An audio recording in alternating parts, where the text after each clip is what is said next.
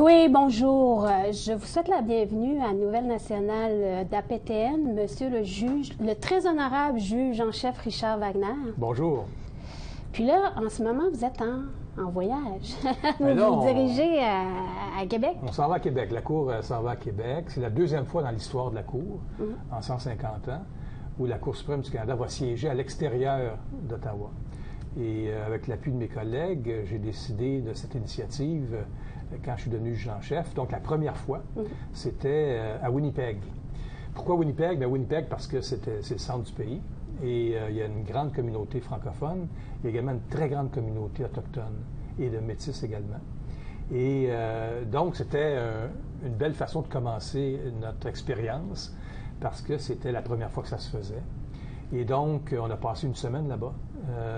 On a entendu deux causes qu'on aurait autrement entendues à Ottawa. Là, on l'a entendu à Winnipeg. On a rencontré les Autochtones, les Métis, on a rencontré les étudiants en droit, on a rencontré les étudiants des écoles secondaires, les neuf juges dans 9 différentes écoles. On a rencontré le public au Musée des droits de la personne à Winnipeg, qui est un des plus beaux musées des droits de l'homme au monde, je dirais. Alors, on reprend l'expérience. Ça a été un succès en 2019. On reprend l'expérience. On n'est pas devenu une cour itinérante pour autant, mais à chaque 3-4 ans, peut-être, on va tenter de reprendre l'expérience parce que ça a été positif. Et l'idée en arrière de ça, c'est de permettre aux gens de comprendre le fonctionnement de la Cour suprême, mais également du système de justice en général. C'est difficile d'apprécier quelque chose qu'on ne connaît pas. Alors, les gens qui n'ont pas la chance d'aller à Ottawa entendre une cause, ben on va se rendre chez eux. Alors, on va être à Québec durant la semaine. Et encore une fois, on va se rendre dans 9 écoles secondaires pour rencontrer les jeunes. On va également se rencontrer au musée dans le Vieux-Québec où la population va venir nous poser des questions. On va rencontrer les étudiants et les professeurs de droit à l'Université Laval. Et on va entendre deux causes, effectivement, deux causes qui émanent du Québec. Une en matière constitutionnelle et l'autre en matière de droit criminel. Alors, l'objectif, c'est justement l'accès à la justice. L'accès à la justice, bien, c'est l'accès à l'information. C'est de donc donner l'information à la population sur les travaux de la Cour. Parce que je pense qu'on a un excellent système de justice. Il y a des failles, il y a des choses à améliorer, c'est sûr.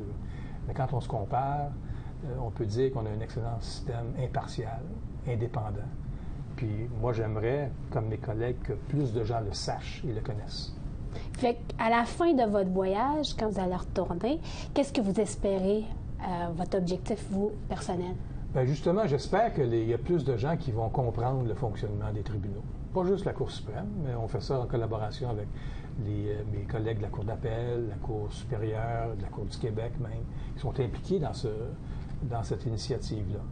Alors, j'espère que ça permettra à plus de gens de comprendre le système de justice. Parce qu'on a un principe au Canada, au Québec, c'est la publicité des débats. Il faut que les gens sachent ce qui se passe dans les salles de cour. C'est une question de crédibilité, c'est une question de transparence également. On aimerait savoir, que pensez-vous de votre nouvelle collègue, Mme Obansawin? Bien, j'en pense beaucoup de bien. Je pense que cette nomination-là a été très bien reçue. J'ai toujours dit que les citoyens du Québec, du Canada, doivent se reconnaître dans les institutions fondamentales du pays, soit l'Assemblée nationale, les grandes institutions, ainsi que les tribunaux, les cours.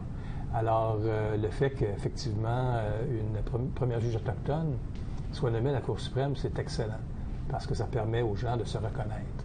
Comme l'année dernière, le premier ministre a nommé le juge Jamal, qui a été la première personne racisée nommée à la Cour suprême du Canada. Ça fait partie également de cet effort et de cette volonté en vertu de laquelle les gens doivent se reconnaître dans leurs institutions pour qu'ils puissent avoir foi dans leur institution.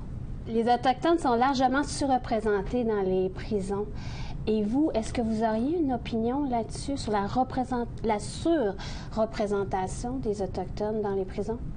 Bien, évidemment, je ne peux pas donner d'opinion générale, là, mais il y a eu des dossiers devant la Cour qui établissaient qu'il y avait clairement une démesure à ce niveau-là, qu'il y avait beaucoup plus d'Autochtones dans les prisons pour toutes sortes de raisons. J'ai écrit d'ailleurs un arrêt là-dessus moi-même. Et lorsque la preuve le permet, et lorsque le dossier le permet devant la Cour, on rend des décisions qui critiquent de façon très claire cette réalité-là. Merci beaucoup.